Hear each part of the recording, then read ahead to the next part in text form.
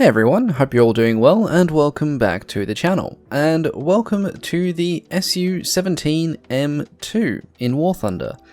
Now if you're wondering why there isn't the usual epic opening cinematic for this particular vehicle, I'm going to direct you to what you can see in your screen right now, which is a rather hilarious thing that seems to be happening with the wings of this aircraft. I don't think they've quite modelled the flexing effect well on these new swept wings, and it looks absolutely comical, and in every game that I flew out where there were actually some decent shots to be recorded, it just looked like this, and so I just said, you know what, I'm not going to bother, because it's just going to look absolutely ludicrous.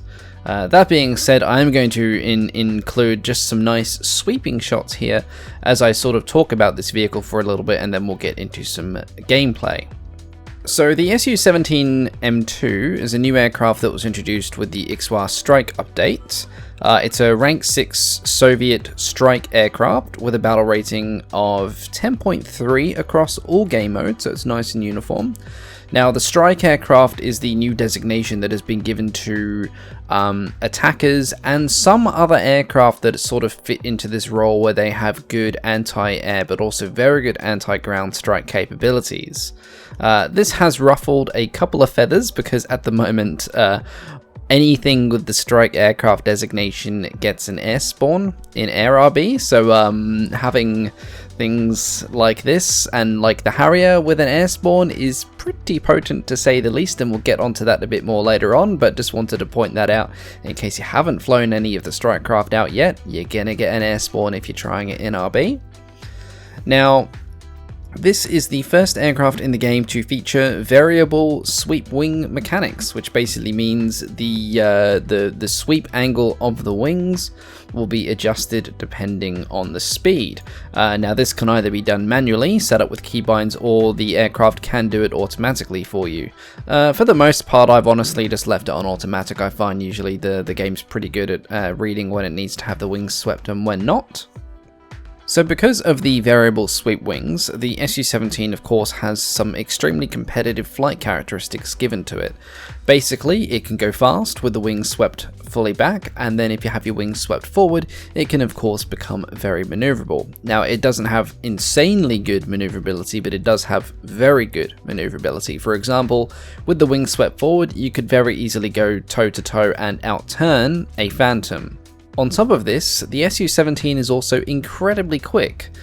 This aircraft can reach a top speed of around 1440 kilometers an hour on the deck, meaning that it can easily outrun things like Phantoms and MiG-21s and other comparable top tier aircraft at sea level. There are only a couple that can currently outpace this thing at sea level, which I believe is the Italian Starfighter and the British Phantoms, which can just about outrun you in this. So if you're flying in the Su17, you are definitely one of the fastest aircraft in the game at the moment, so something to bear in mind.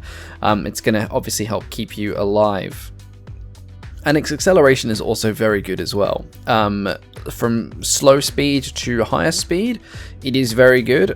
So say from going from anything from, a couple of hundred kilometers an hour up to around 1,000, 1,100, its acceleration is very good. It does slow down a bit after that, so it takes it a little bit longer to get to its absolute top speed, but its mid-range acceleration is incredibly good, so it's good for speeding up after, say if you've gone into a turning fight, you've beaten your enemy, or if you need to run away, just open the throttle up completely and you can accelerate away on full afterburner pretty quickly.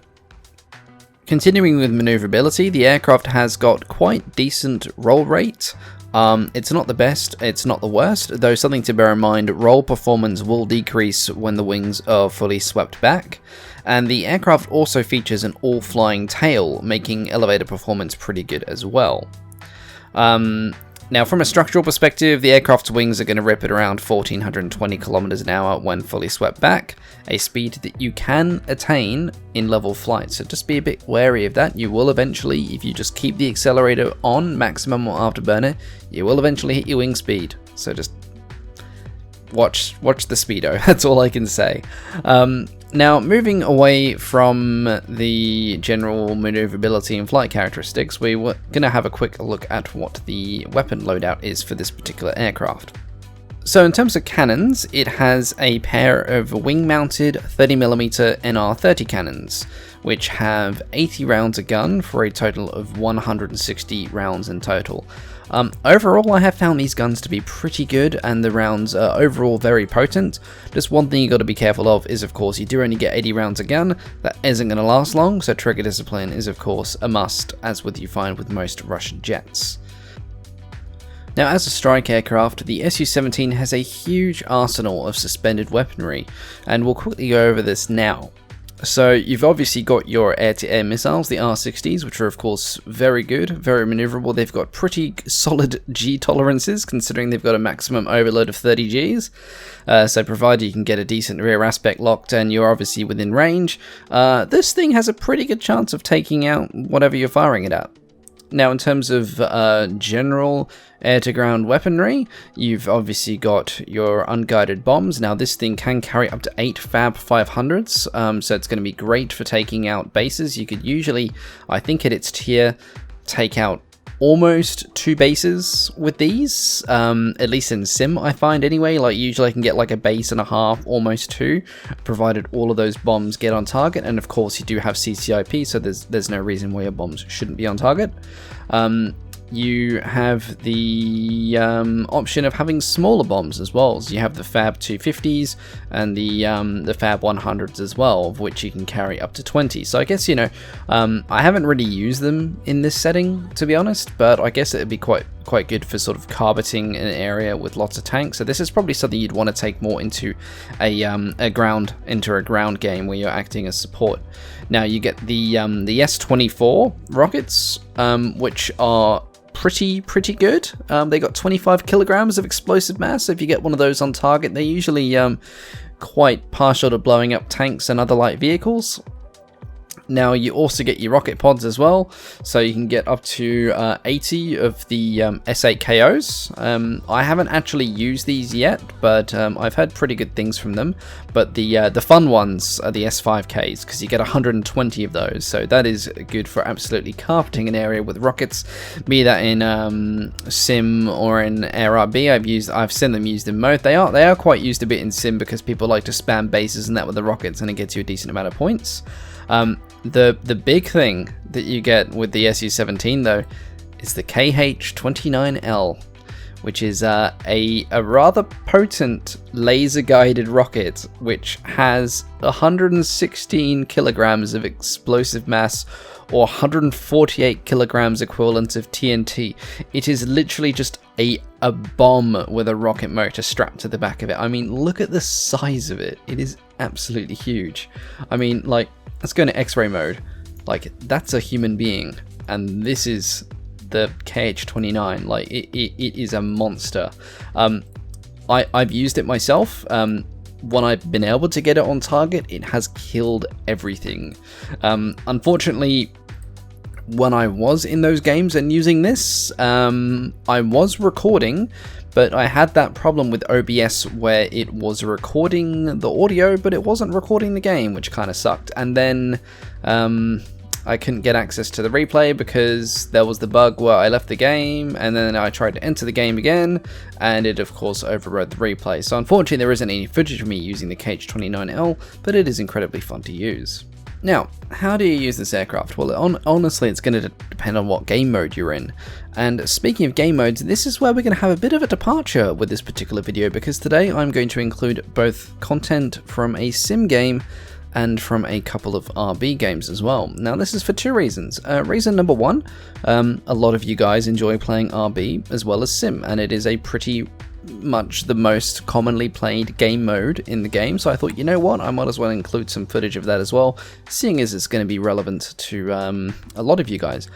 Number 2, it was very difficult to find decent sim games with this because all of the lobbies were filled with just people just grinding and stuff, so I couldn't actually get any decent dogfights.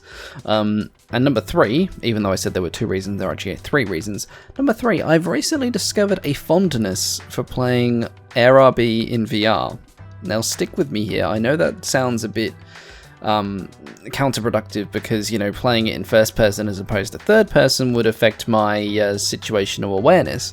It does to a point. However, playing in VR in AirRB also increases my gun and missile accuracy considerably because it's the position that I'm used to flying in the cockpit. So I've actually been doing really well in RB since switching from third person to first person, and I want to demonstrate that as we go through. But for now, to show you guys how this thing goes in sim, we're going to hop over and do a bit of sim gameplay first, and then I will show you the RB gameplay afterwards. And if you want to skip to either of these, the video will of course be timestamped. So let's get to it. So the sim game ended up being on the Rua map, and it was an evening game which actually made for a very, very pretty match overall. And after about half an hour of suffering and getting the spawn points I needed for the Su17, we finally got in the Su17. And overall, from a VR perspective, again, like the other modern jets that have been added to the game, they've done a really good job with the fidelity on the cockpits.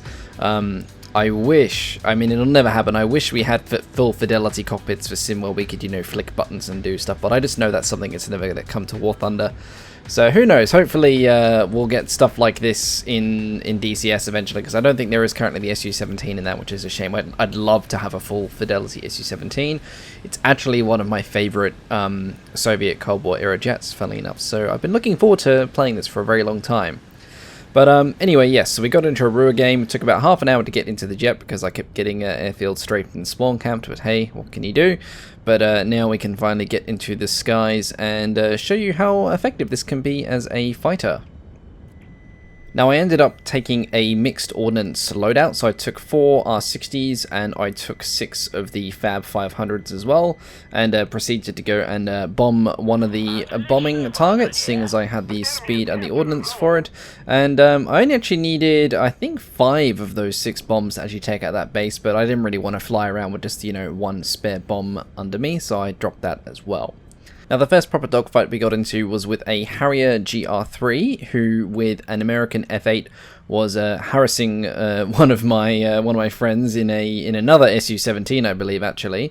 So we opened up with the guns, but unfortunately didn't get any hits. I had the crosshair on the wrong setting, so it was wobbling all over the place, and I hadn't set up a new keybind for it, and I wasn't really going to worry about mashing the keyboard whilst in VR, so I was just going to deal with the wobbly crosshairs for the time being. Now I'm trying to get missile lock here on the Harrier, and you'll see me looking at the screen to the top left a lot, because as you can probably tell, there's currently no missile tone in the game, which is very annoying for VR users. We of course take out that Harrier, who deploys his flares after we've hit him with the missile, which was a bit amusing. The next guy that we splash out the sky is an F100. This is about 10 minutes later, and the sun was giving us a absolutely beautiful sunset. I cannot express enough how absolutely gorgeous this looked in VR.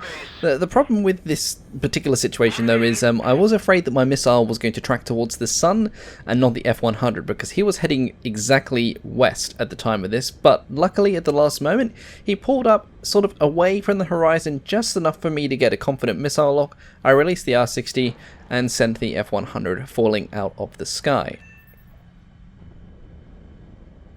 So that's already 2 kills in fairly rapid succession, and of course it does help with the R60s. They are of course very good anti-air missiles with their 30G limit, and the fact that the Su17 has 4 of them and is one of the fastest jets in the game makes it incredibly potent as a straight up dogfighter, providing you're a bit careful with picking when and who to engage, because there are some things that are still technically more nimble than you. I mean, you do have swept wings, but you are also an incredibly large jet. You need to remember the Su17 is not small. Now we let loose with another R60, but it doesn't get us the kill. However, it does cause a lot of critical damage on the enemy aircraft, so I decide I'm going to have another crack with the guns and close in for a gun kill. I don't really want to waste a second missile bringing this guy out of the sky when I know I'm going to be able to catch him with those guns and actually find a use for the cannon. So we get nice and close, squeeze off half a dozen or a dozen so rounds, and promptly set him on fire and send him falling out of the sky. So finally got a gun kill. That was my first gun kill in the Su17 actually. Only took me 3 games to get that far. I'm a good pilot, I swear. Now, admittedly, this game does get rather repetitive, and I found it to be a fairly repetitive game, unfortunately, because it was a lot of me just flying around like you're seeing here now, with my R60s blowing things out of the sky. Now, there were a couple of dogfights that I got in here.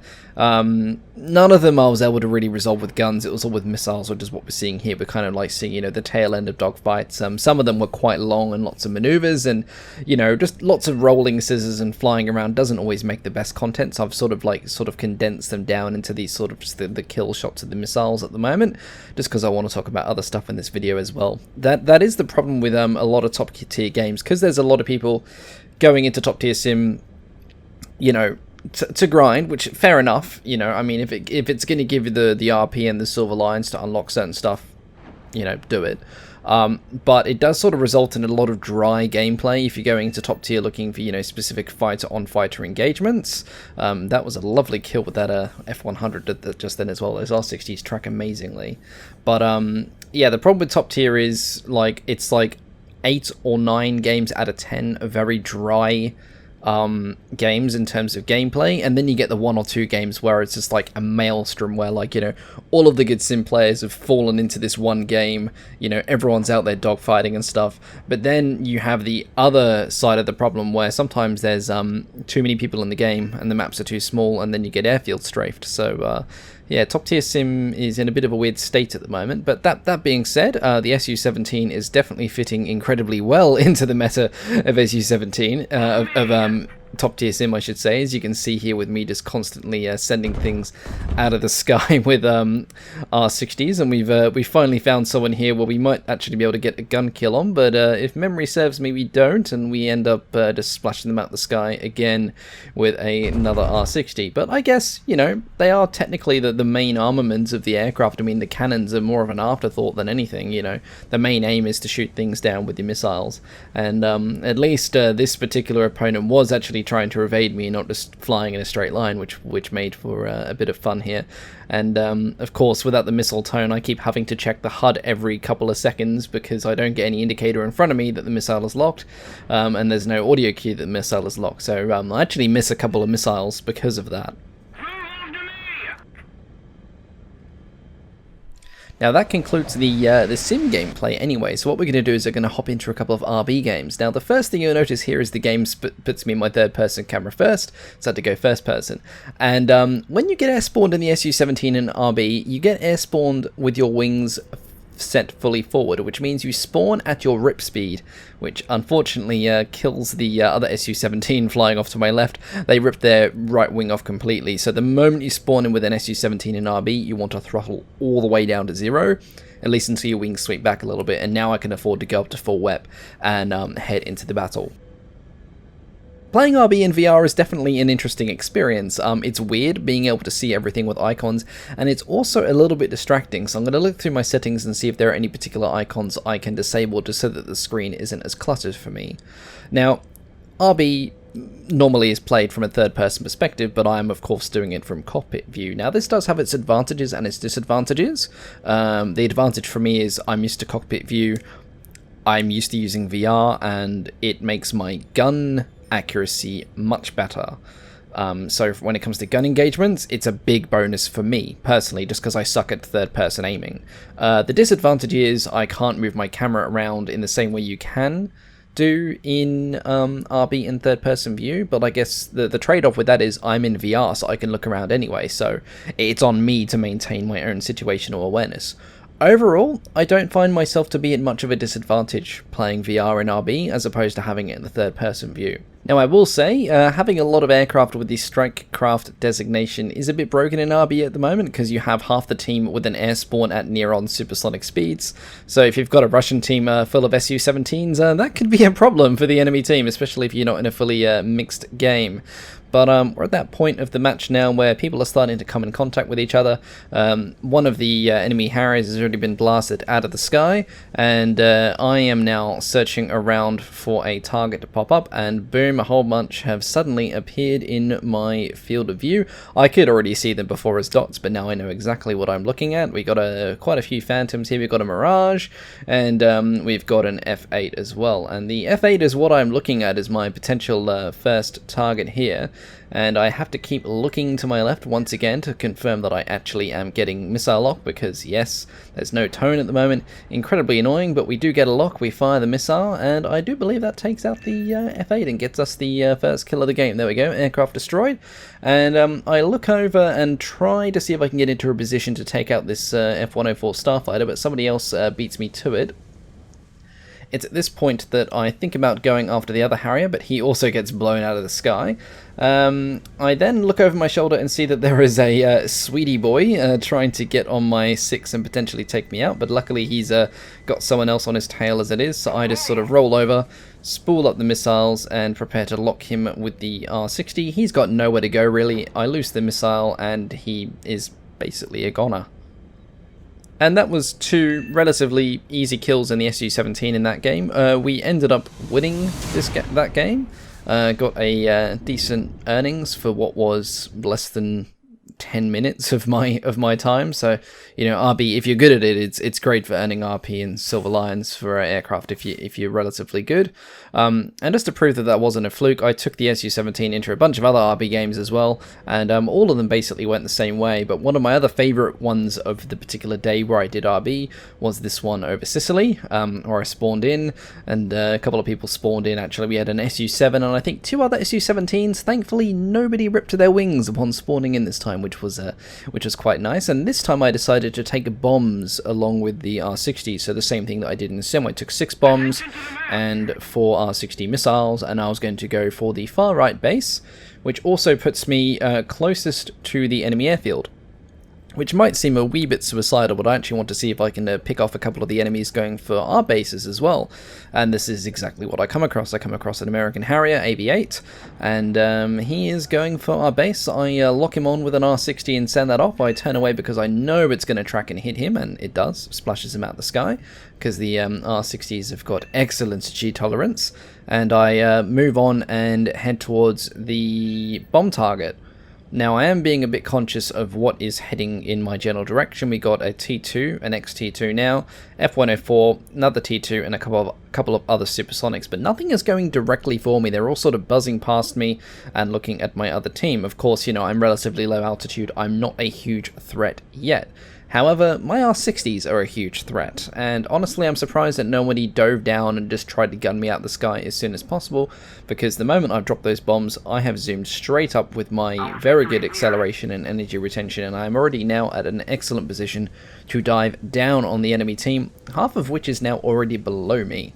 So we're going to go after the Phantom, the F4C first, to get him out of the picture. In fact, I believe there's 2 F4Cs. Yes, there are. So we're going to slot in on him, get the missile lock, loose that R60, which takes him out of the picture. And we're going to go after this other one as well. Now, I make a bit of a rookie mistake here. I fire off the R60 right on the edge of its theoretical range, and the moment I fire it, I know it's not actually going to track and get that Phantom. I released it far too late, and I believe at the time he was already going supersonic speed, so there was no way that was going to catch it, but thankfully we still have an R60 left, so I pull up and over, go down and try and have another run at the Phantom. Now, I do pop my air brakes so that I don't overshoot on this guy. He's definitely accelerated because he's obviously trying to get away from me and the other fighter nearby, so the air brakes slow me down so that I stay on his 6, and I have a couple of goes with the guns, but don't really get anything on him. I'm not particularly good with these Russian guns yet, so I don't really trust my accuracy with them too much. However, we are firmly on his 6, so it's just a case of firing off another R60, and that is that Phantom out of the picture as well. So that was 3 relatively easy kills, and as you can see here, the Su17s absolutely dominated that particular game. There were 3 Su17s on our team, and yeah, a lot of kills between us. Oh boy. So that is the Su17 M2. Overall, an incredibly capable aircraft, no matter how you want to fly it, be that as a fighter, a base bomber, or a ground-pounding / anti-tank ordnance disposing machine of death. It's absolutely brilliant. I've fallen in love with this jet. I'm incredibly lucky that I got given a 14-day test drive to really see what it can do. In RB at the moment, it is somewhat broken with the air spawn because of the size of the maps in RB. You can almost be over the enemy's airfield before half of their jets are at a competitive altitude. I can't really comment on if that's going to be a long-term thing or if, you know, they're planning on changing the air RB setup in the future. Who knows? We can only guess, hope, and pray. Overall, I think this thing is probably performing better in RB than it is in Sim right now, purely because in Sim you have the problem of a lot of airfield strafing and the spawn point system as well, whereas you get to use it a lot more in RB. So I think people are getting a lot more flight time in it in RB versus Sim. That being said, it is absolutely fantastic in Sim. Those R60s absolutely clap everything out of the sky, provided they track, and most of the time they track very well. And I think it's going to be a very good ground pounder in Sim as well for those that are ordnance inclined and like to bomb airfields, bases and things like that. It's got a brilliant rocket and bomb loadout. You know, it doesn't have something that will sort of allow the insane rocket spam that we see with F4 Phantoms, but I still think you get 128 of those RS5s in it, so could be used to that degree as well. But overall, I think it's a very good jet, very good addition to the game, and I can't wait to see more variable sweep wing stuff in the future. Please give me the tornado at one point, but not quite yet. I think we need to fix some stuff before we get to the tornadoes, and yeah, but who knows? We could be getting the tornadoes next patch. It really is a guessing game. It wouldn't surprise me because Gaijin have added the sweep wing stuff, but who knows? Anyway, guys, that's going to wrap up my video for the Su17. I hope you all enjoy it. I hope you all have a wonderful day. And as always, thank you so much for your watching and support. It means the world to me, especially as my brain is slowly imploding from the stress of doing university study, YouTube, and all the other things going on in my life at the same time. So until the next time, I will catch you all then. Goodbye.